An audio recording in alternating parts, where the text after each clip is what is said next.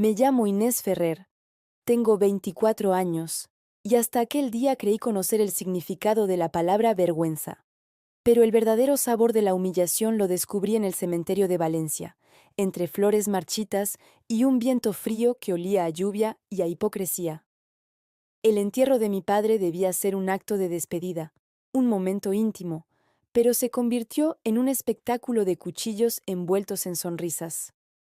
El cura hablaba del alma de un buen hombre, pero nadie lo escuchaba. Mi tía Rosalía, con su abrigo de piel falso y su voz de vinagre, se inclinó hacia mi primo Sergio y dijo sin molestarse en bajar el tono: «Pobre Inés, sin padre, sin madre y sin un solo céntimo limpio». «¿Qué esperabas?», respondió Sergio con una sonrisa torcida. «Su padre era un estafador». Las palabras se clavaron en mí con la precisión de una navaja. Nadie intentó detenerlos, ni siquiera mi abuela Teresa, que se limitó a cruzar los brazos y mirar al suelo como si el luto le pesara menos que el orgullo. Mi padre, Julián Ferrer, había muerto de un infarto 3 días antes. Para mí era simplemente papá, el hombre que me enseñó a montar en bicicleta en el paseo del río Turia, que me preparaba tortilla los domingos, que decía que las estrellas eran los ojos de los que nos cuidan desde arriba. Para ellos era el fracaso de la familia, el hermano que arrastró nuestro apellido por el barro. No entendían que el dinero con el que pagó mis estudios de arquitectura no salió de engaños, sino de su trabajo silencioso, de algo que nunca me quiso contar del todo. «Míralos», susurró Rosalía a mi tía menor, Carmen. «Hasta el coche fúnebre parece alquilado de segunda mano». Quise gritar, pero mi padre me había enseñado que la elegancia se mide en los silencios. «Hija», decía siempre, «nunca respondas a quien se alimenta de tu rabia, déjalo con hambre». Así que respiré hondo, apreté el pañuelo y mantuve la cabeza erguida mientras los murmullos se mezclaban con el sonido metálico de las palas echando tierra sobre el ataúd. Y entonces, cuando creí que nada podía empeorar, el ruido de 3 motores potentes rompió el aire. 3 coches negros, brillantes como la noche después de la lluvia, se detuvieron frente a la iglesia. De ellos bajaron 6 hombres trajeados, todos con gafas oscuras pese al cielo nublado. Su presencia hizo que hasta los más chismosos callaran. El primero de ellos, un hombre de unos 50 años, alto, con el cabello plateado y un reloj que costaba más que el coche de mi tío, se acercó a mí, se inclinó levemente y ante los ojos atónitos de mis parientes, besó mi mano. «Señorita Ferrer», dijo con un acento madrileño suave pero autoritario, «don Álvaro la espera». El silencio fue tan absoluto que hasta las hojas dejaron de moverse. Mi tía soltó un jadeo. Mi primo Sergio se quedó con la boca abierta. «¿Quién... quién es ese hombre?», susurró Carmen. Nadie respondió, porque nadie lo sabía. Yo tampoco. Pero supe, por instinto, que aquel saludo no era una cortesía cualquiera. Los hombres me acompañaron hasta uno de los coches. Antes de subir, miré una última vez la tumba de mi padre. El mármol aún húmedo reflejaba el cielo gris y pensé que, si él hubiera estado allí, habría sonreído con esa calma suya de quien siempre va un paso por delante. Subí sin decir palabra. El coche olía a cuero y madera cara.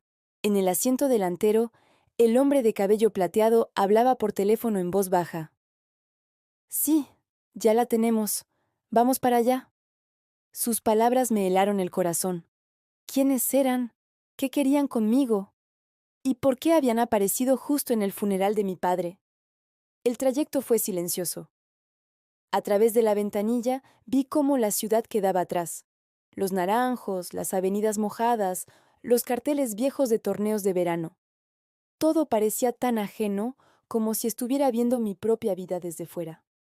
Finalmente, tras casi 1 hora de carretera, llegamos a una finca entre viñedos. Los muros eran de piedra clara, las puertas de hierro forjado, el tipo de lugar que solo se ve en las revistas de arquitectura o en las películas antiguas.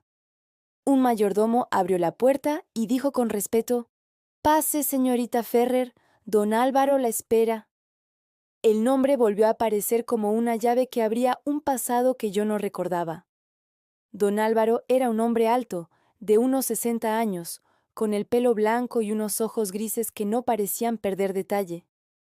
Estaba sentado en un despacho enorme con una chimenea encendida, rodeado de estanterías repletas de libros y botellas de vino antiguo. Gracias por venir, Inés, dijo levantándose y estrechando mi mano con firmeza. Siento que tengamos que conocernos en estas circunstancias. ¿Quién es usted? Pregunté sin rodeos. Él sonrió con paciencia. Un amigo de tu padre, desde hace más de 20 años. Me indicó que me sentara y me ofreció una copa de vino que rechacé con un gesto. Supongo que tienes muchas preguntas, continuó, y es hora de que conozcas la verdad. Abrió un maletín de cuero y colocó sobre la mesa un sobre cerrado con mi nombre escrito con la caligrafía inconfundible de mi padre. Mis manos temblaron al tocarlo. Tu padre sabía que este momento llegaría, dijo don Álvaro. Quiso protegerte de lo que él llamaba su otro mundo. Abrí el sobre lentamente. Dentro había una carta y un llavero de plata con las iniciales JF. La carta empezaba con su voz: Hija mía, si estás leyendo esto significa que ya no puedo explicártelo yo mismo. Te he mentido, pero lo hice para que pudieras tener una vida sin miedo. El dinero que nos mantuvo no vino del delito, sino de los secretos. Alcé la vista confundida. ¿Qué significa eso?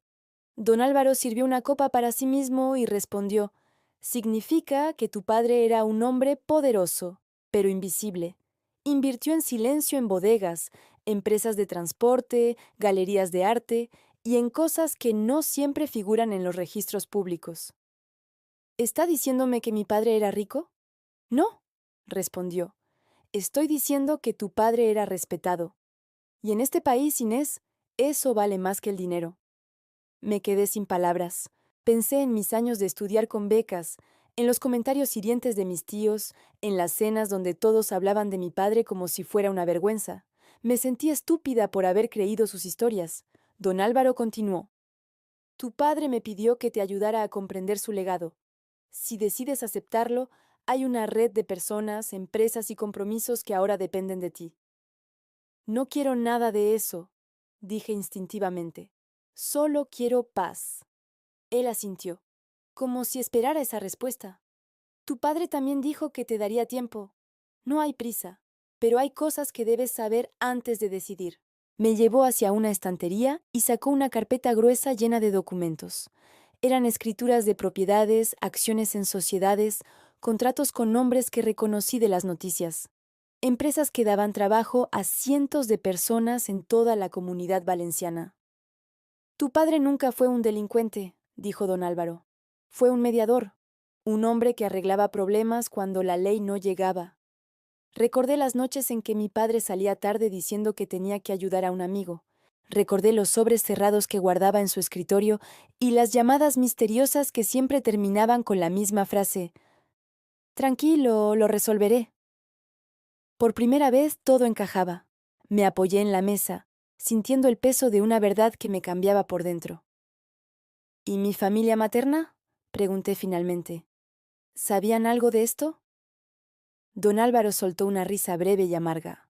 Sabían y lo temían. Tu madre provenía de una familia orgullosa y arruinada. Tu padre los salvó varias veces de la bancarrota y aún así lo despreciaban porque no soportaban de verle nada. Miré el fuego de la chimenea viendo arder los cimientos de toda mi infancia. Entonces, ¿por qué me ocultó todo? Porque quería que fueras libre, dijo don Álvaro con serenidad. Libre de elegir si seguir su camino o crear el tuyo propio, sin deberle explicaciones a nadie, ni siquiera a su sombra. La carta terminaba con una frase que no olvidaré nunca. Cuando llegue el momento, no busques venganza. Busca equilibrio.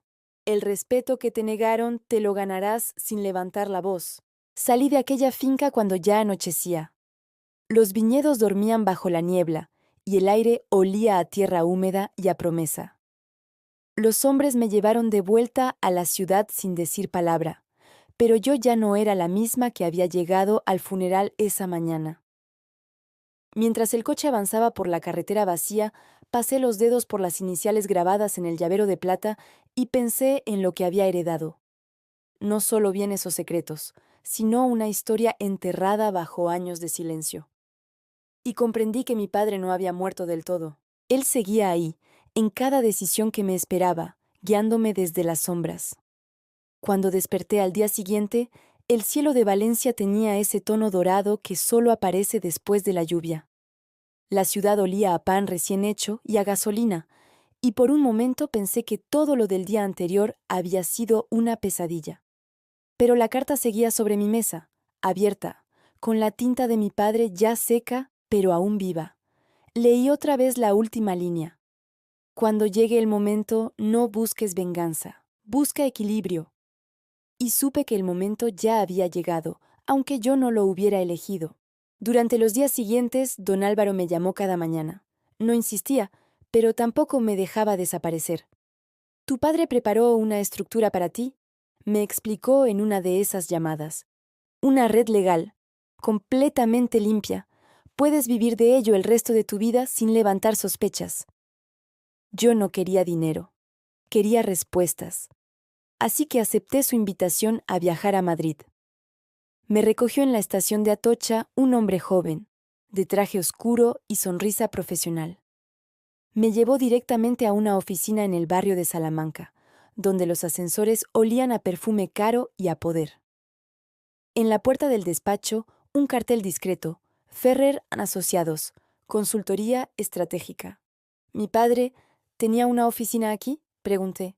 «Durante años», respondió don Álvaro, apareciendo detrás de mí. «Pero nadie sabía que era suya». Entré. Las paredes estaban cubiertas de planos de proyectos, bodegas, edificios, galerías. En una vitrina, fotografías antiguas. Mi padre brindando con empresarios, entregando llaves, sonriendo al lado de políticos que yo había visto en televisión. Todo perfectamente enmarcado, todo perfectamente oculto. «Él quería que tú vieras esto con tus propios ojos», dijo don Álvaro señalando los cuadros. «La gente recuerda el ruido, no el trabajo silencioso que lo sostiene. Tu padre fue el silencio detrás de mucho ruido». Me mostró los registros. Mi padre tenía participación en una empresa de transporte marítimo en Alicante, inversiones en un hotel rural en Cuenca y hasta derechos sobre un viñedo en Utiel. Todo estaba legal, todo limpio, pero en cada documento había una cláusula común. Propietario beneficiario: Inés Ferrer. Me quedé sin habla. ¿Él lo dejó todo a mi nombre antes de morir? «No», respondió don Álvaro. «Lo hizo hace 3 años, solo que tú no lo sabías». Ese detalle me heló la sangre. Mi padre había previsto su muerte, o al menos había vivido con la certeza de que podía llegar en cualquier momento. «¿De qué trabajaba exactamente?», pregunté. Don Álvaro sonrió con esa sonrisa que esconde más de lo que muestra. «De solucionar problemas». Eso no me dice nada. Precisamente. Aquel día comprendí que las palabras pueden ser armas, pero el silencio puede ser un escudo mucho más poderoso. Las semanas en Madrid se convirtieron en una especie de iniciación. Don Álvaro me enseñó a leer balances, a detectar mentiras en los discursos, a distinguir entre respeto y miedo. «En España», me dijo una tarde mientras tomábamos café en una terraza de la calle Serrano, «la gente no olvida quién le hace un favor, pero tampoco olvida quién se lo niega. Tu padre sabía equilibrar eso, y tú tendrás que aprenderlo también». Le hablé de mi familia materna, de cómo me habían hecho sentir toda mi vida. Él me escuchó en silencio, luego asintió. «Entonces entenderás que el poder no se demuestra gritándoles que se equivocaron. Se demuestra haciendo que lo comprendan sin necesidad de decirlo». Volví a Valencia con la cabeza llena de ideas y el corazón latiendo como si estuviera viviendo la historia de otra persona. Mi antigua vida parecía pequeña, casi ingenua. Pero la casa que había compartido con mi padre seguía igual: las cortinas beige, los libros de economía en la mesa, la taza de café que nunca quiso tirar aunque el asa estuviera rota. Aquella noche abrí su escritorio. Dentro encontré una carpeta negra con una sola palabra escrita a mano: Ferrer. Eran documentos antiguos, cartas de mi madre, informes y al fondo una foto. Mi padre, joven, dándole la mano a un hombre que reconocí inmediatamente. Rafael Cebrián, uno de los empresarios más influyentes de la Comunidad Valenciana, dueño de Media Marina Real. En el reverso, la fecha 1999. Y una frase escrita con bolígrafo: «La deuda está pagada». No dormí esa noche.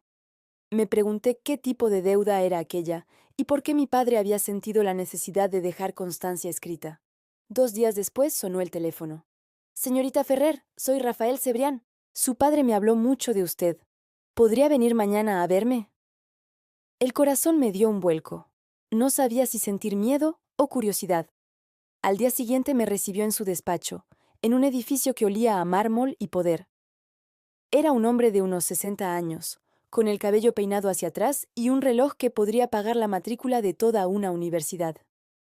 Su padre fue un hombre excepcional, dijo sin preámbulos, y me ayudó cuando todos los demás me dieron la espalda. ¿En qué sentido? Evitó que mi empresa quebrara, y lo hizo a su manera, discreta, eficaz y sin pedirme nada a cambio. Solo me pidió que, si algún día usted necesitaba ayuda, no dudara en ofrecérsela. Me quedé muda. Aquella frase, tan sencilla, me hizo entender el alcance real de la red que mi padre había construido. No solo había acumulado dinero, había acumulado lealtades. ¿Por qué todos en mi familia decían que era un estafador?, pregunté finalmente. Rafael Cebrián suspiró. Porque nunca les permitió ser parte de su mundo, y cuando la gente no entiende algo, lo llama peligroso. Salí de aquel edificio con la sensación de que mi vida estaba dividida en dos mitades, la que me habían contado y la que ahora estaba descubriendo. Pasaron las semanas. Empecé a recibir correos de empresas que querían continuar las conversaciones pendientes con el señor Ferrer. Cada uno de esos correos era una pieza del rompecabezas. Algunos hablaban de contratos, otros de proyectos culturales, y todos terminaban con la misma línea. «Esperamos sus instrucciones, señorita Ferrer». Me asustaba la idea de tener tanto poder sin haberlo pedido. Pero había una parte de mí, la parte cansada de los insultos y la humillación, que empezaba a sentir algo distinto. No orgullo, control. El primer enfrentamiento llegó cuando mi tía Rosalía decidió visitarme. Apareció sin avisar, con un ramo de flores y una sonrisa falsa. «Inés, hija, qué alegría verte tan bien. ¿A qué debo la visita?» «Bueno, todos estamos muy afectados por lo de Julián. Y, bueno, pensamos que tal vez podríamos ayudarte a manejar sus asuntos. No es bueno que una chica tan joven lleve sola cosas tan delicadas». Su tono maternal me revolvió el estómago. «¿Asuntos?», pregunté fingiendo inocencia. «¿Te refieres a la herencia?» «Exactamente. Sabes que tu padre no era un hombre muy prudente con el dinero. Sería una pena que lo perdieras todo por no saber administrarlo». La miré con calma. «No te preocupes, tía. Mi padre me dejó instrucciones muy precisas». Rosalía intentó sonreír, pero sus ojos se estrecharon. «¿Y quién te asesora ahora?» «Un amigo suyo, don Álvaro Cortés». El color desapareció de su rostro. «¿Cortés?», repitió con un hilo de voz. «¿El de Madrid?». Asentí. Su copa de vino tembló ligeramente. Por primera vez, la vi tener miedo. Cuando se marchó, supe que la noticia correría como pólvora por toda la familia. Y así fue. En menos de una semana me llamaron mis primos, mis tíos, incluso mi abuela, con la excusa de reconstruir la familia. Pero yo ya había aprendido de don Álvaro. Nunca rechaces una reunión. Solo decide tú cuándo empieza y cuándo termina. Así que los invité a una cena en casa. La misma casa donde habían criticado cada mueble, cada plato, cada decisión. Esa noche, mientras la paella se servía en platos de porcelana y el vino, de las bodegas Ferrer, por supuesto, llenaba las copas, decidí hablar. «He descubierto cosas de papá que me han cambiado la vida», dije con voz serena. «No era un estafador, era un empresario». Rosalía soltó una carcajada forzada. «Ay, querida, los empresarios también hacen cosas sucias». Saqué una carpeta del escritorio y la dejé sobre la mesa. Aquí están los registros notariales de las empresas de las que era socio. Bodegas Ferrer, Transporte Levante, Inversiones Mediterráneo. Todas legales, todas activas. El silencio fue inmediato. Esto no puede ser, susurró mi primo Sergio mirando las cifras. Esto vale millones. Sí, respondí. Y ahora me pertenece. Rosalía palideció. ¿Qué vas a hacer con todo esto? Lo mismo que hizo él, hacerlo crecer. La cena terminó sin postres. Cuando cerré la puerta tras ellos, el silencio me supo a victoria, pero también a vértigo. Aquella noche llamé a don Álvaro. He dado el primer paso, le dije. ¿Y cómo se siente? Miré por la ventana, las luces de la ciudad reflejándose en los cristales, como si acabara de encender una mecha. Él rió suavemente. Entonces prepárate, Inés, porque lo que heredas no es dinero, es influencia. Y la influencia, cuando se mueve, nunca vuelve a dormirse. Desde ese día todo cambió. En las calles donde antes me cruzaba con miradas de lástima, ahora recibía saludos respetuosos. En las reuniones de negocios mi apellido ya no era motivo de vergüenza, sino de curiosidad. Algunos intentaban acercarse por interés, otros por miedo, pero yo había aprendido a distinguirlos. Empecé a reconstruir las bodegas, a modernizar los procesos, a contratar jóvenes que necesitaban su primera oportunidad. Cada vez que firmaba un contrato, sentía que honraba la promesa de mi padre. Pero dentro de mí había algo más, una semilla de fuego que crecía cada vez que recordaba las risas de mi familia en el funeral. Sabía que el equilibrio que mi padre pedía no era olvido, era justicia. Y yo iba a encontrar la manera de conseguirla sin ensuciar su nombre. A veces, cuando el viento soplaba desde el mar y el olor a vino nuevo llenaba el aire, me parecía escuchar su voz en el eco de los barriles. Hija, no respondas al odio. Haz que te respeten sin hablar. Y eso era exactamente lo que estaba haciendo.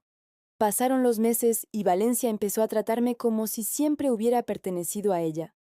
Los periódicos locales comenzaron a hablar de mí como la joven heredera que rescata las bodegas históricas Ferrer, y de pronto, los mismos vecinos que antes cuchicheaban cuando pasaba por la calle, ahora me saludaban con sonrisas educadas. Las bodegas se convirtieron en mi refugio y mi escuela. Cada mañana recorría los viñedos con los trabajadores. Aprendía de los enólogos, de los viejos jornaleros que habían trabajado con mi padre, escuchaba sus historias y comprendía por qué él había amado tanto esa tierra. El vino, decía uno de ellos, no se hace solo con uvas, se hace con memoria.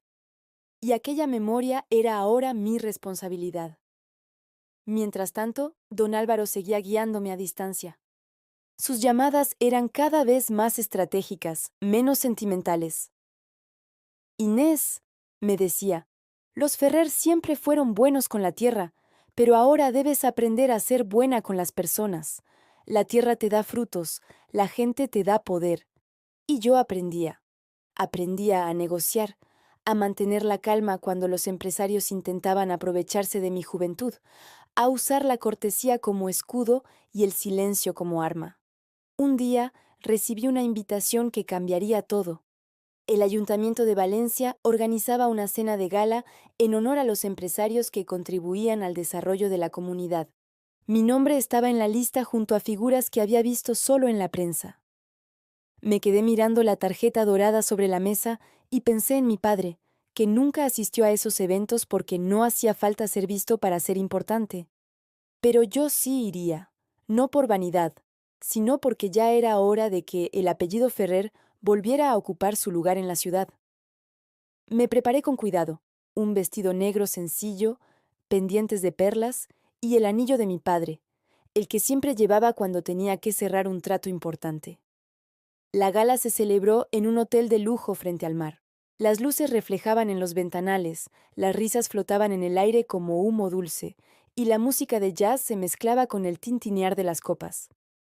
Me sentí fuera de lugar al principio, pero entonces una voz grave me sacó de mis pensamientos. Señorita Ferrer. Era Rafael Cebrián. Vestía un traje impecable y sonreía con ese tipo de cordialidad que no se ofrece gratis. Me alegra verla aquí. ¿Podemos hablar un momento? Acepté. Me llevó a una mesa apartada y pidió 2 copas de vino de mis propias bodegas. Lo hizo con intención, y lo supe. El mundo empresarial se alegra de tenerla de vuelta, dijo con tono diplomático. Su padre era un hombre que sabía crear alianzas. Ahora le toca a usted mantenerlas. Estoy aprendiendo, respondí, pero no todos los aliados de mi padre parecen tan dispuestos a continuar la relación. Él arqueó una ceja. ¿Se refiere a alguien en particular? Saqué un sobre de mi bolso y lo deslicé sobre la mesa. Eran copias de contratos antiguos, acuerdos entre mi padre y empresas constructoras que ahora intentaban adueñarse de terrenos cercanos a nuestras bodegas. Algunos olvidaron su palabra, añadí con calma. Y yo no soy de las que olvidan. Cebriá me observó con una mezcla de sorpresa y respeto. Tienes más de tu padre de lo que crees. Su tono no era de burla, sino de reconocimiento. Desde esa noche, las puertas se abrieron. Cebrián me presentó a alcaldes, a banqueros, a periodistas.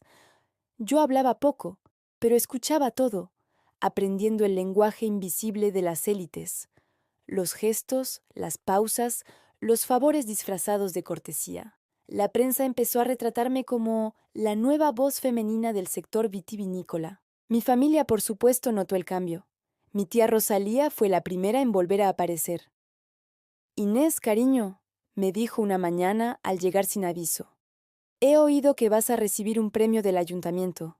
¡Qué orgullo para todos los Ferrer! Su voz temblaba de falsa ternura. No para todos, respondí. Para uno al menos. Se quedó callada. Miraba mi despacho, las fotos de mi padre enmarcadas, el olor a madera y vino que impregnaba todo el lugar. Tu padre estaría orgulloso, dijo al fin. Siempre supe que tenías algo especial. Reí suavemente. ¿Antes o después de llamarlo estafador? Su rostro se tensó. Éramos ignorantes, murmuró. Y crueles, añadí yo. No me disculpó, pero bajó la mirada, y eso bastó. Esa misma semana recibí una llamada de don Álvaro. He oído que estás moviendo piezas importantes, dijo con satisfacción. ¿Preparada para la segunda lección? ¿Cuál es? El poder no se hereda, se demuestra. Colgó sin explicar más. Al día siguiente un problema cayó sobre mí como una tormenta. Un empresario llamado Germán Olmo, dueño de una cadena de supermercados, anunció públicamente que compraría parte de los viñedos de Requena para construir un centro logístico. Decía tener autorización del ayuntamiento, pero yo sabía que esa tierra pertenecía a mi familia desde hacía generaciones. Fui directamente a su oficina. No pedí cita, solo entré. Señor Olmo, dije, usted ha anunciado la compra de terrenos que no están en venta. Él sonrió sin levantar la vista del ordenador. Todo se compra, señorita Ferrer. Solo hay que ofrecer el precio adecuado. Hay cosas que no tienen precio. Entonces no ha aprendido nada del negocio. Me acerqué un paso más. Mi padre decía que el negocio no consiste en comprar, sino en mantener el respeto. Y usted acaba de perder el mío. Salí sin esperar respuesta. 2 días después, sus socios retiraron la inversión. El proyecto desapareció sin explicación oficial. Sabía que don Álvaro estaba detrás, pero no pregunté.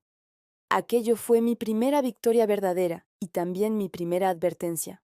Ese verano, las bodegas tuvieron la mejor cosecha en 20 años. Los periódicos publicaron reportajes, las fotos mostraban los campos dorados y la nueva generación Ferrer liderando el futuro. Era el triunfo que mi padre merecía, pero dentro de mí algo seguía moviéndose, la necesidad de cerrar el círculo, de enfrentarme a quienes lo despreciaron mientras vivía. Decidí organizar una cena familiar en la finca principal, como había hecho en vida mi padre. Invité a todos, Rosalía, Carmen, mis primos, mi abuela. Todos aceptaron, por curiosidad o por miedo. La noche del reencuentro fue cálida, las luces colgaban entre los olivos, el vino corría y el silencio pesaba. Entonces hablé. Durante años escuché vuestras risas cuando hablabais de mi padre. Decíais que era un estafador, un fracasado, una vergüenza. Pues bien, Aquí está su legado. Las bodegas Ferrer vuelven a ser las más grandes de la Comunidad Valenciana. ¿Y todo lo que veis aquí? Señalé las copas, las mesas, el paisaje. Lleva su nombre. Nadie se atrevió a responder. Mi abuela fue la primera en levantarse y decir: Julián habría estado orgulloso. Sus palabras rompieron el hielo, pero no mi calma. No busco orgullo, dije. Busco justicia. Y la justicia no se obtiene pidiendo perdón, se demuestra con hechos. Desde entonces, la familia dejó de hablar mal de nosotros. No porque entendieran, sino porque comprendieron que ya no podían permitirse hacerlo. Ahora, cuando caminaba por el mercado, me saludaban con respeto. Cuando asistía a una reunión, los mismos que antes me subestimaban esperaban a que hablara antes de opinar. Y cada vez que veía mi reflejo en los cristales del despacho, pensaba en lo que mi padre habría dicho. Ya ves, hija, el silencio al final hace más ruido que las palabras. Un año después, el Consejo de Comercio me otorgó un reconocimiento por la renovación ética del sector vinícola. Sonreí cuando lo recibí. No por vanidad, sino porque comprendí que aquel premio no era mío, sino de él. Mientras el público aplaudía, recordé la escena del cementerio, la tierra cayendo sobre su ataúd, las burlas de mi familia y los coches negros llegando para rescatar mi dignidad.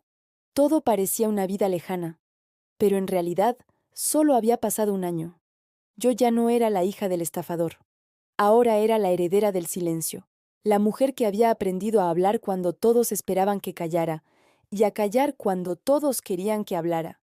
Mi historia no era de venganza, sino de equilibrio. La mañana después del premio me desperté antes del amanecer. El aire tenía ese aroma salado que trae el mar cuando la brisa se cuela entre los balcones y las calles aún duermen. Me preparé un café y salí a la terraza.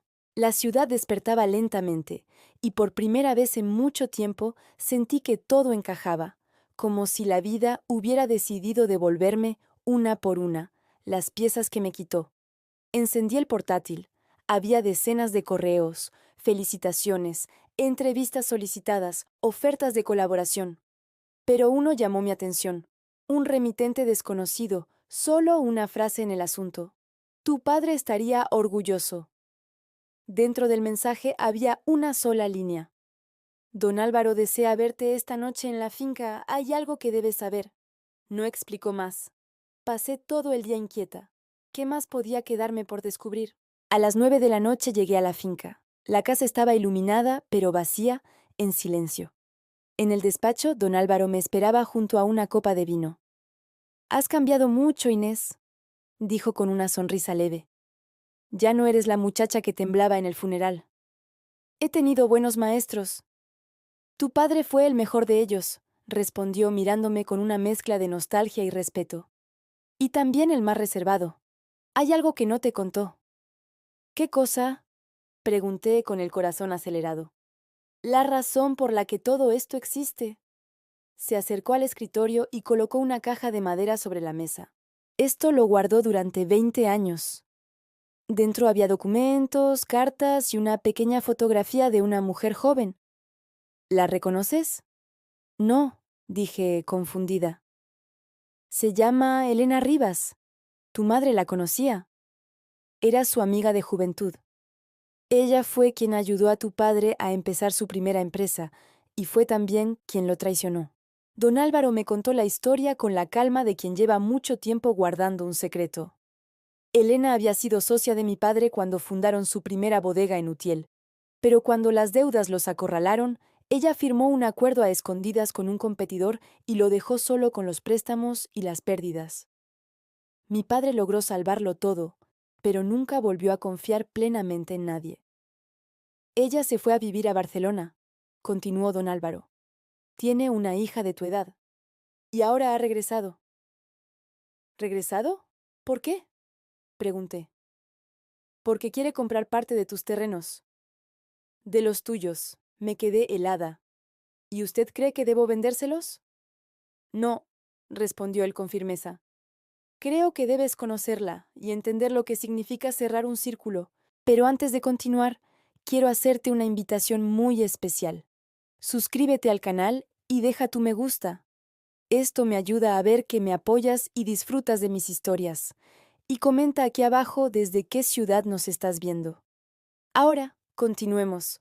Esa noche no dormí. La curiosidad me devoraba.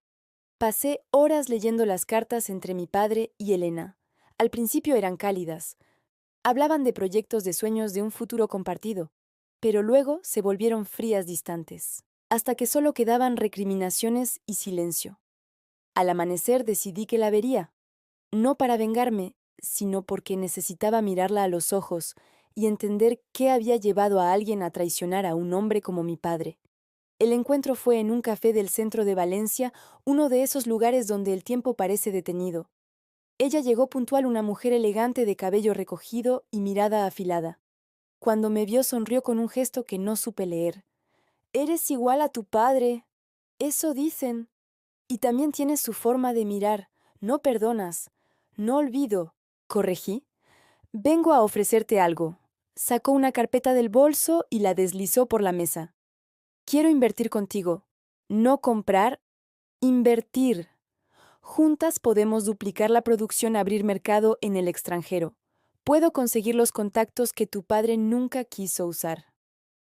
«Y ahora vienes a ofrecerme ayuda después de haberlo hundido», dije con frialdad. «Lo hundí porque era demasiado honesto para este negocio», respondió sin pestañear. «Y porque lo amaba». La confesión me desarmó. Elena bajó la voz. «Tu padre y yo tuvimos algo más que una sociedad. Era antes de que conociera a tu madre». No podía creerlo. «¿Insinúas que...?» «No, Inés, no busco escándalos. Busco redención». Guardé silencio un largo rato. La observé detenidamente, y en sus ojos vi algo que no esperaba: culpa real. No era una actriz intentando manipularme. «Mi padre nunca habló de ti». «Porque me perdonó», dijo ella, «pero no quiso que tú cargaras con mi sombra». Dejé la carpeta sobre la mesa sin abrirla. «Quizás mi padre no hablaba de ti porque no valía la pena hacerlo». Ella sonrió con tristeza. «O quizás porque sabía que algún día tendrías que decidir si repetir su silencio o romperlo». Se levantó, pagó el café y se marchó sin mirar atrás. Me quedé sola con la sensación de que acababa de abrir una puerta que no podría cerrar. Los días siguientes fueron una tormenta interior. Don Álvaro me aconsejó prudencia. «No todo lo que parece amenaza lo es. A veces es una lección». Pero yo no podía dejar de pensar en la frase de Elena. Tu padre era demasiado honesto para este negocio. ¿Qué significaba realmente? Decidí revisar todo lo que mi padre había dejado, a fondo. Encontré registros de donaciones a asociaciones de agricultores, ayudas a familias endeudadas, y en cada documento la misma firma discreta, JF. Pero junto a ella aparecía otra letra, la de Elena, Rivas y Ferrer, firmando juntos años antes de que ella desapareciera. Mi padre nunca eliminó su nombre de los contratos, ni siquiera cuando lo traicionó. Aquella noche soñé con él. Estábamos en la bodega, yo era niña, él me enseñaba a oler el vino recién fermentado. «Huele la verdad, Inés», decía, «siempre huele diferente de las mentiras». Desperté con lágrimas y con una decisión. Aceptaría la propuesta de Elena, pero con mis condiciones. La cité en la finca una semana después. Vino sola, vestida de blanco, como si quisiera borrar el pasado. «He pensado tu oferta», le dije, «y tengo una condición. Si vamos a trabajar juntas, el proyecto llevará el nombre de mi padre. Nada de socios ocultos ni acuerdos en la sombra». «Acepto», dijo sin dudar. «Y una cosa más», añadí. «Quiero que destines parte de tus beneficios a la Fundación Ferrer para los agricultores que él ayudó. Será un honor». Firmamos aquel día y por primera vez en años sentí que el pasado dejaba de pesar. Elena se convirtió en una presencia constante, no una amiga, pero sí una pieza necesaria. Comprendí que el perdón no siempre se dice, se demuestra. Con el tiempo nuestro vino empezó a exportarse a Francia, Italia y más tarde a América. Las etiquetas llevaban una frase de mi padre: «La verdad no necesita gritar». Los críticos hablaron de una nueva era en la tradición vinícola valenciana. Y en cada entrevista, en cada foto, en cada éxito, yo pensaba en él, mirando desde alguna parte satisfecho. Mi familia, por supuesto, volvió a aparecer. Rosalía quería ayudar con relaciones públicas. Mi primo Sergio pedía trabajo en la exportación, y mi abuela ya anciana me miraba con lágrimas en los ojos diciendo, «Tu padre estaría feliz de ver lo que has hecho con su nombre». Y yo respondía, «No hice más que devolverle lo que era suyo». Una tarde, don Álvaro me visitó sin avisar. «Has cumplido el círculo, Inés». «No del todo». «¿Qué te falta?» «Entender por qué mi padre confió en ti más que en nadie». Sonrió, miró al horizonte y dijo, «Porque nunca quise su poder, solo su paz, y ahora tú la tienes». Después de que se marchara, abrí una botella del primer vino producido bajo mi dirección. Serví 2 copas y dejé una sobre la mesa, frente a la silla vacía de mi padre.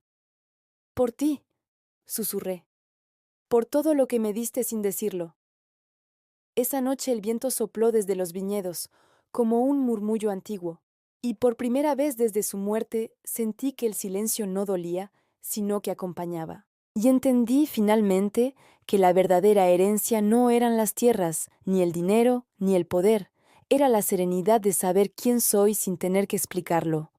Yo, Inés Ferrer, la hija del hombre que convirtió el silencio en legado, la mujer que aprendió que en España el respeto no se compra con ruido sino con constancia, me prometí que mientras alguien descorche una botella con nuestro nombre, mi padre seguirá vivo. Y esa fue mi paz definitiva. Han pasado ya 3 años desde aquella noche en que brindé frente a la copa vacía de mi padre, y aunque el tiempo ha pasado como un río sereno, sigo sintiendo su presencia en cada rincón de la finca. Las bodegas Ferrer se han convertido en una referencia internacional. Nuestros vinos se sirven en restaurantes de París, Milán y Buenos Aires, y mi nombre aparece en revistas especializadas como La heredera que transformó la tradición en una promesa moderna.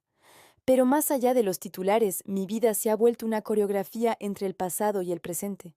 Cada día comienzo igual, caminando entre las viñas al amanecer, escuchando el crujido de las ramas y el canto de los pájaros que despiertan con el sol. Es mi ritual, mi forma de agradecer y de recordar. A veces, cuando el viento sopla del este, creo oír la voz de mi padre entre las hojas. «No corras, hija, las raíces no crecen deprisa». Y sonrío, saboreando ese consejo invisible que aún guía mis pasos. Elena Rivas sigue siendo mi socia. Nuestra alianza, al principio observada con escepticismo, ha demostrado que 2 mujeres pueden rescatar un legado sin necesidad de derribar al otro. Su experiencia en el extranjero y mi obstinación local crearon un equilibrio perfecto. Los trabajadores la respetan, y aunque no hablamos del pasado, sé que lleva consigo un arrepentimiento silencioso. En las reuniones su mirada busca a veces la mía, como si buscara perdón en mis gestos, y aunque nunca se lo dije, ya la perdoné. Don Álvaro se ha retirado de la vida pública. Vive entre Madrid y su finca en Cuenca, pero hablamos cada mes. Me llama mi alumna rebelde, y dice que lo he superado en paciencia. Al despedirse, siempre repite la misma frase. «Cuida el silencio, Inés. Es lo único que el poder no puede comprar». Y lo hago. Lo cuido como quien guarda una herencia más valiosa que cualquier fortuna. Una mañana de octubre recibí una invitación inesperada. El Ministerio de Agricultura quería reconocer nuestro trabajo en sostenibilidad y me proponía un discurso en Madrid frente a empresarios y ministros. Me sentí honrada y nerviosa a la vez, no por el público, sino porque sabía que aquel escenario representaba la culminación de todo. Mi infancia, mi padre, el desprecio, la reconstrucción, la dignidad recuperada. El día llegó. Yo llevaba un vestido color vino y el anillo de mi padre. El auditorio estaba lleno. Las cámaras apuntaban hacia mí, pero no sentí miedo, solo una serenidad extraña, como si cada paso me acercara al cierre definitivo de una historia. Cuando subí al estrado, vi entre el público a muchos de los que alguna vez nos habían dado la espalda, banqueros, competidores, políticos. Y también a Rosalía y Carmen, sentadas al fondo, observándome con una mezcla de orgullo y vergüenza. Respiré hondo y empecé. Hace años, mi apellido se pronunciaba en voz baja, en susurros llenos de duda. Hoy quiero que se pronuncie con respeto, porque detrás de él no hay escándalos, solo trabajo. Y si algo aprendí de mi padre, es que el trabajo silencioso, cuando es honesto, acaba haciendo más ruido que cualquier rumor. El público aplaudió y sentí un nudo en la garganta. Continué. He comprendido que heredar no significa recibir bienes, sino responsabilidades. La tierra, como la vida, solo recompensa a quienes la cuidan con paciencia. No se trata de poder, sino de equilibrio, y de recordar que cada decisión deja una huella más profunda que una firma. Terminé el discurso y el silencio que siguió fue el más hermoso que había escuchado. Nadie se movió durante unos segundos. Luego los aplausos llenaron la sala. Me bajé del escenario con las manos temblando y una lágrima contenida. Al salir, vi a Rosalía acercarse. Inés, dijo con voz rota, tu padre estaría orgulloso. Le sonreí. Lo sé. Esa noche volví a Valencia en tren. El paisaje pasaba por la ventana como un sueño. Las montañas, los campos, los pueblos dormidos bajo la luz de la luna. Cuando llegué, me fui directamente a la bodega principal y encendí las luces. Caminé entre los barriles, oliendo el vino joven, y toqué la madera con la palma abierta. Lo conseguimos, papá, susurré. Tu nombre vuelve a estar donde merece. De repente, escuché pasos detrás de mí. Era Elena. No podía dormir, dijo, así que vine a brindar. Sacó 2 copas, las llenó y me tendió una. Por Julián, asentí. Y por la paz. Brindamos en silencio. El eco del cristal se mezcló con el aroma del vino, y por un instante sentí que el tiempo se detenía, como si todo el dolor, las humillaciones y los años de esfuerzo se disolvieran en aquel brindis compartido. Los meses siguientes fueron de calma. Las bodegas prosperaban, la fundación crecía y yo, por fin, empecé a vivir sin mirar atrás. A veces visitaba el cementerio y llevaba una botella del primer vino que produjimos juntas. La dejaba junto a su tumba, como una conversación pendiente. Un día, al poner las flores, vi algo nuevo, una pequeña nota doblada con mi nombre. Era la letra de don Álvaro. Cuando el ruido del éxito te abrume, vuelve al principio. Recuerda quién eras cuando solo tenías silencio. La guardé en mi bolsillo y supe que ese sería mi faro para el resto de mi vida. A los ojos del mundo, yo era una empresaria joven, exitosa, una mujer fuerte, pero en mi interior seguía siendo la hija de aquel hombre que me enseñó a mantener la dignidad incluso cuando todo alrededor se derrumbaba. Y entendí que su legado no era una empresa, ni una fortuna, sino un modo de estar en el mundo, ser firme sin ser cruel, ser poderosa sin olvidar la humildad. Con los años, la finca se transformó en un centro cultural donde jóvenes agricultores aprendían nuevas técnicas de producción y estudiantes de arte exponían sus obras en las galerías que antes estaban llenas de polvo. La gente empezó a llamar a la finca la Casa del Silencio, porque allí no se hablaba de dinero, sino de memoria. Y cada vez que alguien me preguntaba por mi padre, yo respondía lo mismo. Era un hombre que nunca necesitó demostrar nada, y aún así lo consiguió todo. El día que cumplí 30 años, me desperté con el amanecer dorando los viñedos y supe que, por fin, había cerrado el círculo. Me preparé un café, abrí las ventanas y dejé que el aire fresco llenara la habitación. En el escritorio seguía el llavero de plata con sus iniciales, brillando bajo la luz del sol. Lo tomé entre mis manos y sonreí. Gracias, susurré, por enseñarme a escuchar incluso cuando nadie hablaba. Porque al final ese fue su mayor regalo, enseñarme que el poder verdadero no está en dominar el ruido, sino en dominar el silencio. Y en ese silencio, en ese espacio invisible donde el alma respira, mi padre seguía vivo, y yo, por fin, estaba en paz. Esa paz, que tanto me costó alcanzar, no significaba quietud, sino claridad. Desde entonces todo empezó a tener un sentido más profundo. El pasado, el dolor, la rabia, la humillación, todo se había transformado en algo más grande, como si cada herida hubiera sido una raíz que ahora sostenía el árbol que había crecido dentro de mí. Las bodegas Ferrer siguieron expandiéndose, pero lo que más me enorgullecía no era el crecimiento económico, sino el respeto que la marca despertaba. Nuestra historia se había convertido en símbolo de resiliencia, de discreción convertida en fuerza, de dignidad heredada sin soberbia. Cada año, en la fecha de su muerte, abría una botella del vino más joven y me sentaba sola en el porche de la finca a mirar las luces del atardecer. Tenía la sensación de que el color del cielo imitaba siempre el tono exacto del vino tinto, profundo, cálido, sereno.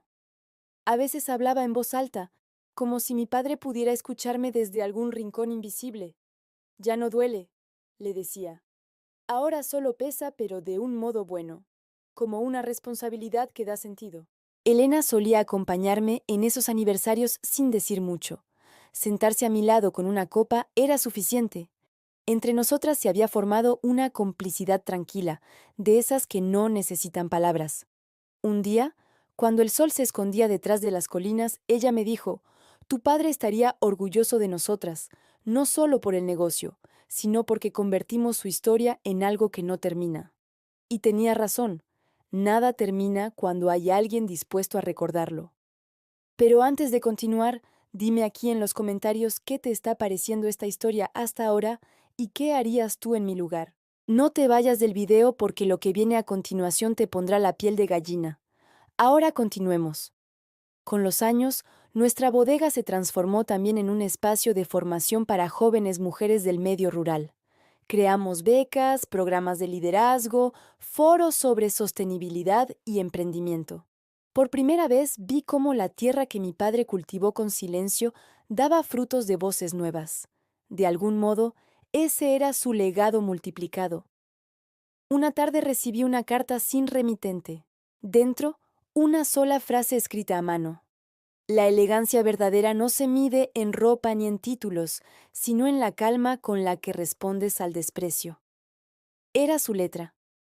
No supe si era una copia de algún cuaderno antiguo o si don Álvaro había querido enviármela antes de morir, pero la guardé en mi escritorio como si fuera una bendición.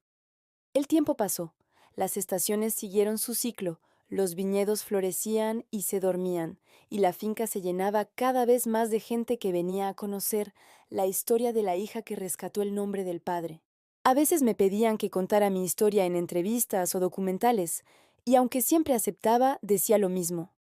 No fue una historia de venganza, fue una historia de amor disfrazada de silencio. En uno de esos eventos conocí a un periodista joven que preparaba un libro sobre mujeres que transformaron empresas familiares. Estaba nervioso, hablaba rápido y tomaba notas sin parar. Me preguntó, ¿qué fue lo más difícil de todo este camino? Pensar que tenía que demostrarle algo a los demás. ¿Y lo más fácil? Dejar de intentarlo. Sonrió. ¿Y si su padre pudiera escucharla ahora? ¿Qué le diría? Que cumplí. El libro se publicó un año después, y en la primera página el periodista escribió una dedicatoria. A Inés Ferrer, que hizo del silencio un idioma. Cuando lo leí, entendí que no se refería solo a mí, sino a todos los que habían aprendido a hablar sin gritar, a construir sin destruir, a vivir sin pedir permiso. En los años siguientes me mudé a una casa pequeña cerca del mar. Aunque la finca seguía siendo mi centro, necesitaba el sonido de las olas para equilibrar el eco constante del éxito. Me levantaba temprano, caminaba por la orilla y recogía conchas que luego guardaba en un frasco sobre la mesa del despacho. Son recordatorios simples de que todo lo sólido también se erosiona, y que la humildad es la única herencia que no se pierde. Una noche, volviendo del puerto, recibí una llamada de Elena. La voz le temblaba. «Inés, han ingresado a don Álvaro. Está grave». Fui a Madrid al día siguiente. El hospital olía a desinfectante y a despedida. Me dejaron entrar sola. Estaba pálido, pero al verme sonrió. «Sabía que vendrías. Siempre cumplo mis promesas, le respondí. ¿Te acuerdas de lo que te dije? Que cuidara el silencio, asintió lentamente, y que lo usara cuando el ruido intentara confundirme.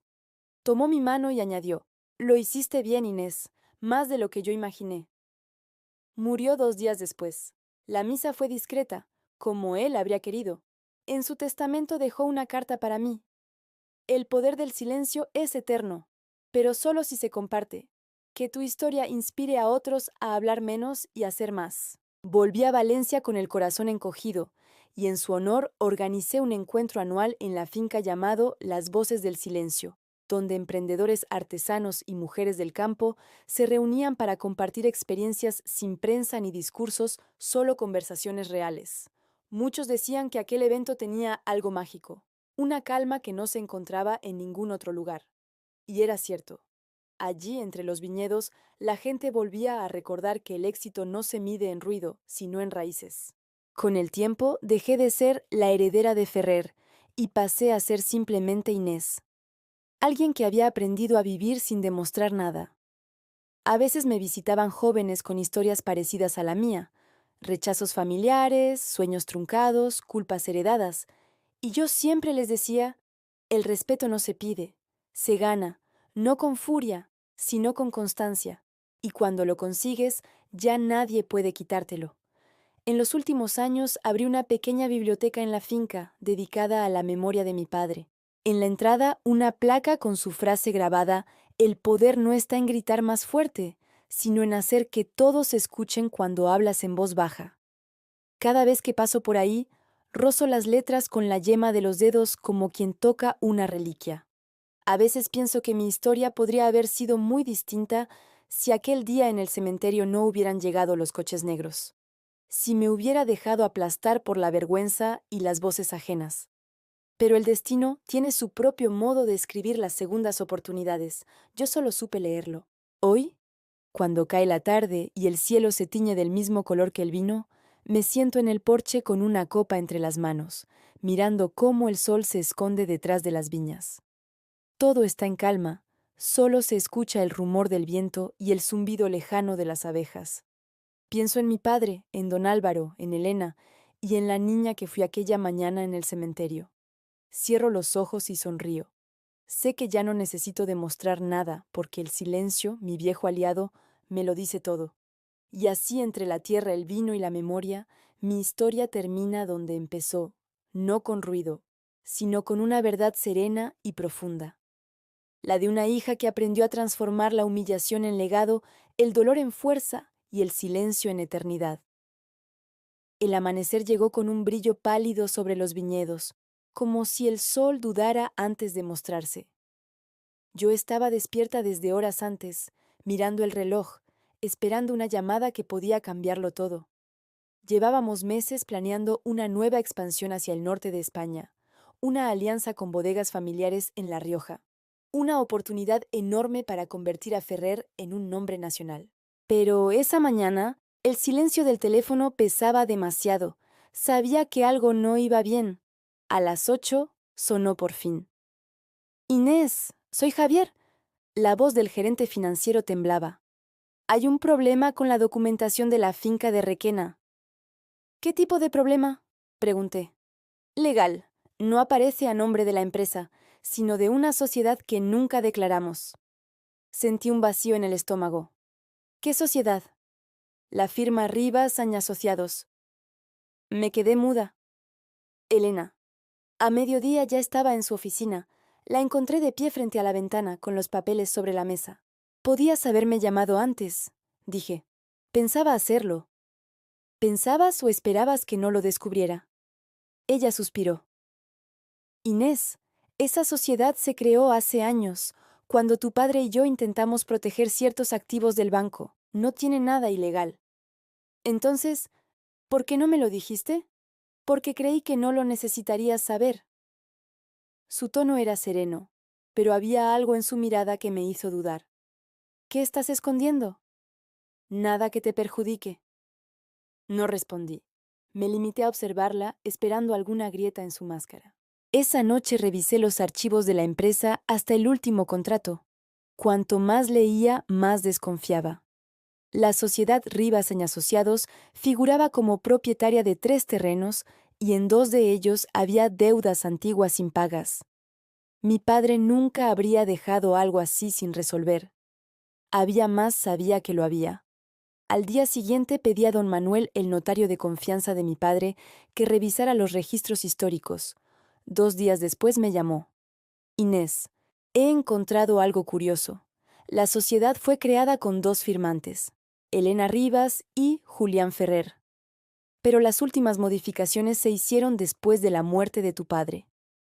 ¿Cómo es posible? Alguien falsificó su firma. El mundo se me vino encima. Elena había manipulado documentos después de la muerte de mi padre. La confronté esa misma tarde. ¿Qué hiciste? Pregunté al entrar. Protegí tu patrimonio. ¿Con una falsificación? Era la única forma de evitar que los bancos embargaran las fincas. No te creo. Puedes no hacerlo, pero sin mí todo se habría perdido. Su voz sonó tan segura que me confundió. Si era para protegerme, ¿por qué no lo hiciste legalmente? Porque tu familia aún me habría acusado de robo. Se acercó y me miró a los ojos. Te guste o no, Inés, tú y yo somos lo mismo. Hacemos lo necesario para salvar lo que amamos. Salí de allí sin responder, el corazón en guerra entre la razón y la lealtad. Las noches siguientes no dormí. Repasé cada conversación, cada firma, cada recuerdo. Busqué la verdad en los silencios de mi padre. ¿La habría perdonado? ¿O me estaría advirtiendo desde alguna parte? Una semana después recibí un sobre sin remitente. En su interior, una carta mecanografiada y una copia de un contrato antiguo.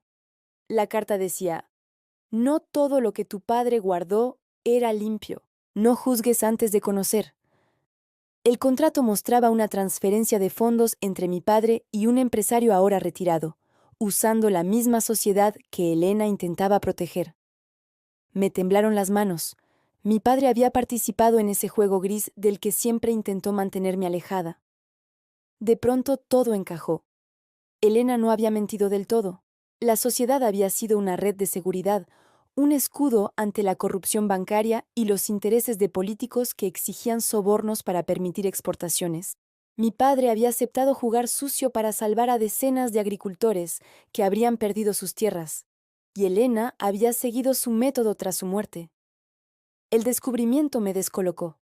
Nunca imaginé que la honestidad que tanto admiraba en él tuviera un límite, ni que su amor por la justicia incluyera un matiz de sombra. Me pasé una noche entera caminando por la finca, hasta que el amanecer tiñó los campos de dorado. Y entonces lo entendí. Mi padre no era perfecto, pero su imperfección también lo hacía humano. A la mañana siguiente busqué a Elena. Ya lo sé, le dije. Sé lo que hiciste y por qué. Ella no se defendió. ¿Y ahora? ¿Me vas a denunciar? No, respondí. Te necesito. Por primera vez vi en su rostro algo parecido a alivio. ¿Para qué? Para terminar lo que mi padre empezó, pero esta vez a la luz del día, sin sociedades ocultas ni firmas falsificadas. Elena sonrió con una mezcla de orgullo y tristeza. Entonces, por fin, serás más valiente que él. Durante semanas trabajamos para limpiar todo rastro de opacidad en la empresa. Publicamos un informe detallado sobre nuestras operaciones y creamos un fondo de transparencia para proyectos rurales. Cuando el informe salió en la prensa, hubo críticas, pero también respeto. España entera hablaba de la empresaria que rompió el silencio de su propio apellido. Sin embargo, las consecuencias no tardaron en llegar. El banco que durante años nos había apoyado rescindió los créditos argumentando inseguridad jurídica. La mitad de nuestras exportaciones quedaron en pausa. Necesitábamos liquidez o perderíamos lo que tanto habíamos construido. Fue entonces cuando aparecieron los herederos del empresario del contrato antiguo. Ofrecieron una alianza millonaria a cambio de control parcial del negocio. Al principio sonaba tentador, pero sabía que era una trampa. Querían nuestra marca, no nuestro espíritu. Elena estaba dispuesta a aceptar. Inés, esto puede salvarnos. ¿A qué precio? Al de sobrevivir. No respondí, Pero dentro de mí la respuesta ya ardía. No podía vender el alma de mi padre por seguridad financiera. Esa noche, mirando los documentos, recordé la primera lección de don Álvaro. El silencio se usa para pensar, pero no para rendirse. Me senté al escritorio, escribí un plan alternativo y al amanecer convoqué una reunión con todo el consejo. No vamos a vender nada, dije. Crearemos una cooperativa con los agricultores que mi padre ayudó. La finca será suya también. Si el banco nos cierra una puerta, abriremos 100 ventanas. Elena me miró incrédula, pero no discutió. 2 meses después, nacía la Cooperativa Ferrer, una red de 200 familias que se unieron para proteger la tierra y mantener la independencia del negocio.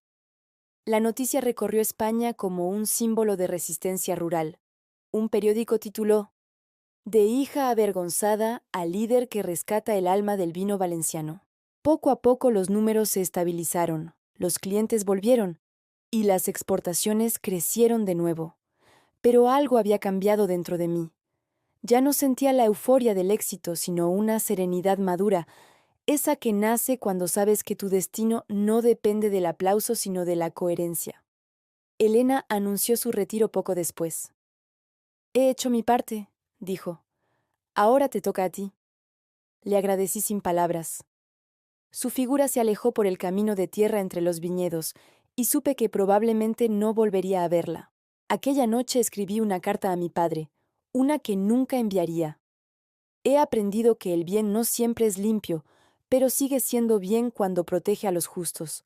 He aprendido que el silencio no es debilidad, sino contención, y que el poder no se mide en dominio, sino en servicio. Te perdono por tus secretos, y espero que tú me perdones por haberlos descubierto. La doblé, la metí en una botella vacía y la enterré al pie de la vid más antigua de la finca, allí donde empezó todo. Cuando el viento sopló entre las hojas, entendí que la historia aún no había terminado, que cada raíz guardaba algo más por revelar. Y aunque el ciclo parecía cerrado, la tierra seguía susurrando nuevos comienzos. Y así empezó el final que aún no era final. La calma antes de otra tormenta que, lo sabía, volvería a poner a prueba el legado de los Ferrer. El último invierno en la finca llegó con un aire distinto, como si la tierra respirara más despacio después de tantos años de lucha. Los viñedos dormían bajo un manto de escarcha, y las montañas lejanas parecían guardianes silenciosos de todo lo que había construido. Mi vida había cambiado tanto que a veces me costaba reconocer a la mujer que fui. La hija humillada, la heredera confundida, la joven que buscaba redención en nombres ajenos. Ahora solo quedaba Inés Ferrer, una mujer que había aprendido a vivir en equilibrio con sus sombras. La cooperativa prosperaba. Los agricultores se sentían parte de algo real y cada vendimia era una fiesta compartida, no una obligación económica. La gente del pueblo me llamaba la señora del vino justo, y aunque el título me parecía exagerado, sonreía porque sabía que mi padre lo habría disfrutado. Él siempre decía que el verdadero poder era conseguir que te respetaran sin tener que imponerlo. Un día recibí una carta del Ministerio de Cultura. Me invitaban a presentar nuestro modelo de empresa en Bruselas como ejemplo de sostenibilidad española. Leí la carta 3 veces sin creerlo. Me senté frente al escritorio donde aún descansaba la fotografía de mi padre, joven, en su primera vendimia. Sonreí. Lo hicimos, papá, susurré. Tu nombre viaja más lejos de lo que soñaste. El viaje fue breve pero intenso. En Bruselas hablé ante empresarios, políticos y periodistas. Expliqué cómo una finca nacida del desprecio se convirtió en símbolo de cooperación. Hablé de la tierra, de la paciencia, de los silencios heredados. Al terminar, una mujer del público se acercó. Soy embajadora de Argentina, dijo con una sonrisa cálida. Allí tenemos familias como la suya, gente que trabaja con las manos y el alma. Debería visitarnos. Prometí hacerlo. Aquel viaje fue el último gran hito profesional. Más tarde decidí volver a Valencia y reducir mi papel en la empresa, no por cansancio, sino por plenitud. Quería dedicarme a la fundación, a los jóvenes, a sembrar más que producir. Elena me escribió una carta desde su retiro en Girona. Inés, decía, la vida no nos da finales limpios, solo pausas entre capítulos. Has hecho lo que yo no supe, darle dignidad al silencio. No olvides que, cuando el vino envejece bien, es porque aprendió a esperar. La guardé en mi diario sin responder. Sabía que ese era nuestro adiós. Una tarde de abril, al volver de la cooperativa, vi a una joven esperándome en la puerta. Se llamaba Lucía. Tenía 22 años y llevaba en la mirada esa mezcla de miedo y ambición que reconocí al instante. «He leído sobre usted», dijo. «Quiero aprender, no de vino, sino de cómo empezar cuando nadie cree en ti». La invité a pasar, le ofrecí té, y sin saberlo empecé a contarle mi historia desde el principio. El funeral, los coches negros, don Álvaro, Elena, las traiciones y las lecciones. Cuando terminé, Lucía tenía lágrimas en los ojos. «Entonces no hay que vengarse». «No», le respondí, «hay que construir tanto que la venganza se vuelva innecesaria». Desde aquel día Lucía se convirtió en mi aprendiz, mi reflejo joven. En ella encontré lo que mi padre vio en mí, una voluntad que no se rompe. Me ayudaba en la fundación, aprendía de los campos y poco a poco se volvió parte de mi familia elegida. Pasaron los meses y llegó el aniversario de la muerte de mi padre. 10 años ya. Decidí organizar una ceremonia pequeña en la finca. Solo los trabajadores, los socios y algunos amigos cercanos. Nada de discursos, solo música, comida y vino. Nadie habló de negocios. Todos recordaban a Julián Ferrer, no al empresario, sino al hombre que enseñó que la decencia también puede ser rentable. Al caer la tarde, me aparté hacia el viñedo más antiguo. Allí entre las raíces seguía enterrada la botella con la carta que le escribí hace años. Me arrodillé y acaricié la tierra húmeda. Cumplí, ¿sabes?, dije en voz baja. No era fácil, pero lo hice, y ahora tu nombre vive sin miedo. El viento sopló con suavidad agitando las hojas nuevas, y me pareció escuchar su risa, esa risa discreta que llenaba la casa cuando todo parecía perdido. Regresé al porche. La cooperativa iluminaba el horizonte con sus faroles, y por primera vez desde que empezó mi historia, sentí que podía dejarla ir. No como quien se rinde, sino como quien entrega una antorcha a la siguiente generación. Lucía salió con 2 copas y una botella. «Por ti», dijo. «Por él», corregí, «y por todo lo que vendrá después». Brindamos y el eco del cristal se mezcló con el canto de las cigarras.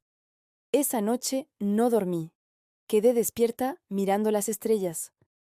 Pensé en don Álvaro, en Elena, en mi abuela, en cada rostro que formó parte de este camino. Muchos ya no estaban, pero su huella seguía guiando mis pasos. Me di cuenta de que el verdadero legado no era la finca, ni el vino, ni siquiera el nombre. Era la red invisible de personas transformadas por una historia que comenzó con una humillación y terminó con un propósito. Cuando amaneció, subí al mirador donde solía sentarme de niña.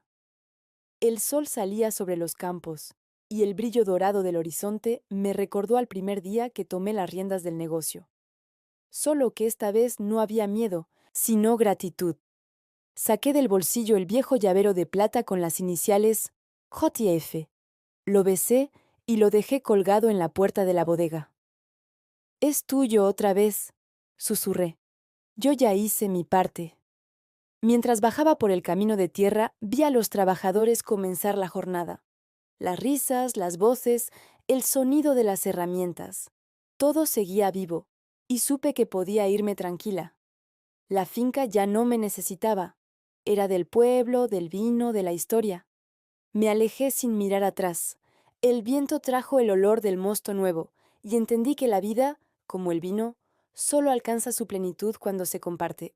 Así terminó mi historia, la de una hija que convirtió la vergüenza en legado, la de una familia que aprendió que el poder más grande no se hereda, se construye, y en el fondo del alma sabía que mientras alguien descorche una botella con nuestro nombre, Julián Ferrer y su hija seguirán hablando en silencio, a través del vino, la tierra y la memoria. Cuéntame en los comentarios qué parte de esta historia te llegó más al corazón.